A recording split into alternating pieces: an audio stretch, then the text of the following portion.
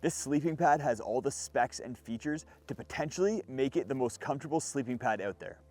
I've been using the Big Agnes Q-Core Deluxe for a few months now and have a pretty good idea on where it stands. But before we get into all the good things about the pad and whether it is the most comfortable pad that I've ever used, there are some bad things about this pad that I need to share with you. The first bad thing is the price. It is a very expensive pad at $220 US. The other thing is the size and bulk. This pad packs up gigantic when you have it in the stuff sack, and it weighs a ton. On my scale, the pad alone weighs 944 grams, which is quite a bit over the 849 grams that Big Agnes claims this pad weighs. And then if you want to include the stuff sack and inflation bag that comes with the pad, you're looking at an extra 148 grams. Inflation of the pad is just so-so. I'm gonna chalk it up to being a negative because the inflation bag that it comes with kind of sucks. It has this big opening that you blow into and is a little bit stiff, so it's hard to get a lot of air in there to push into the pad. The valves are just okay. It has an inflation valve and then a dump valve. Having a dump valve on a pad is awesome. It allows you to deflate the pad very quickly. The issue with the Q-Core is as I'm laying on it, if I open up that inflation valve flap, then I start losing air out of the inflation valve due to my weight being on the pad. That also leads me to question how airtight that inflation valve actually is as well. The last negative that I want to talk about with this pad before we get into the good things is warmth. Using the ASTM standard, it's been tested to have an R value of 4.2, and that's using Primaloft silver synthetic insulation inside the pad. But for me, using this pad out in real world conditions, it sleeps a lot colder than that 4.2 rating.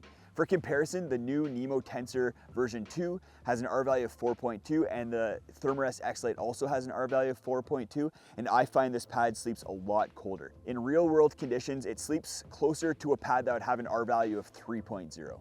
Now we can get into the good things about this pad, starting with the construction. So it uses an aviation grade TPU lamination on the inside of the pad in order to keep all the air inside of it.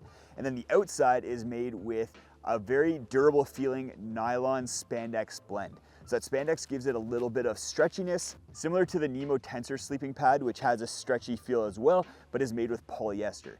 The inside of the pad also has an antimicrobial treatment. So if you are inflating the pad using your breath and introducing moisture into the pad, then you don't need to worry about bacteria growing inside of it. The big plus with the Q-Core is comfort.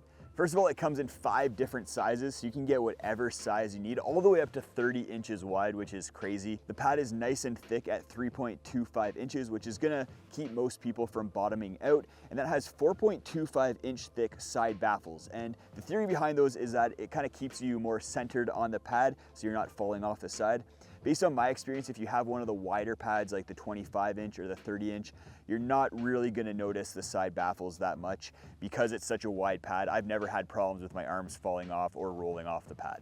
The outer material that it's made out of is nice and soft, and like I already mentioned, it's a little bit stretchy, which just adds a little something to the comfort.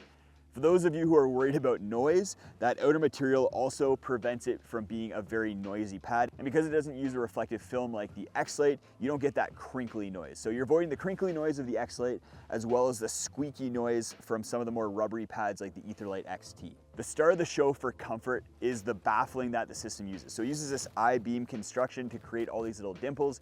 And as you know, if you've watched any of my other sleeping pad videos, as soon as you start creating dimples like this, it helps relieve pressure on your arms, especially if you're a side sleeper. You don't get that pressure on your hip and your shoulder.